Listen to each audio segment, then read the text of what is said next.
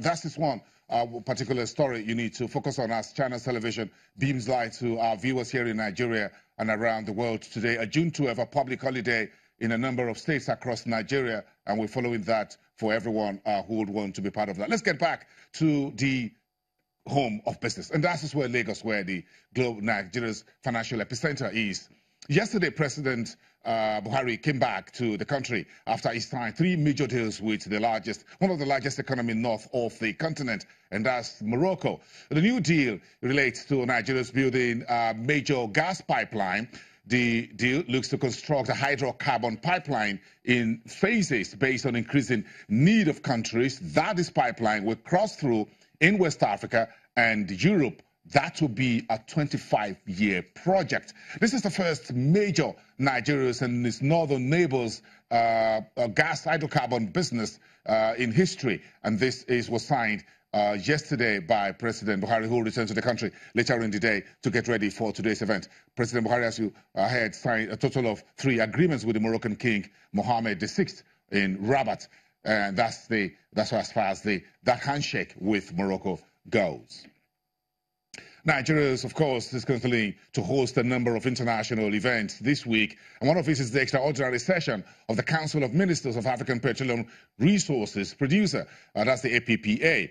And that's also, of course, in Abuja. Vice President Professor Yemi Osinbajo gave the keynote address, and he spoke about some of the disappointment that Nigeria has been the midwife of these oil-producing African states. About 30 years ago, the Vice President says 30 years after its founding, the APPA had not sufficiently lived up to the expectations of its founding fathers.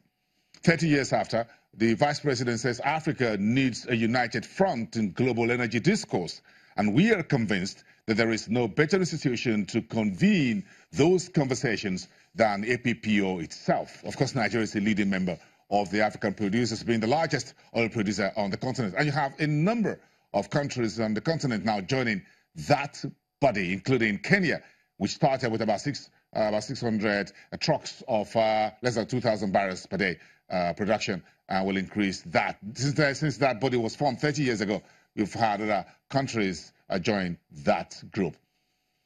Nigeria's Honorable Minister of State for Petroleum Resources, Dr. Pt.2, yesterday was appointed the next president of the African Petroleum Producers Association, and he got the applause of the Vice President, Professor Yemi Osinbajo, who says the body will benefit from Dr. Kachuku, saying Kachuku was very well placed to creditably deliver this particular reform effort that the APPA is now pursuing. So, while Abuja is agog with the special investiture that the President and Commander-in-Chief will oversee, the former state governor of Pt.2 State, Joshua Dariye, will be in the dock today. It's a judgment day for the state governor in 1.16 billion naira EFCC fraud charges brought against him 11 years ago. Joshua Dariye is now a senator of the Federal Republic of Nigeria. Joshua Dariye's trial started 11 years ago precisely, November the 13th, 2007.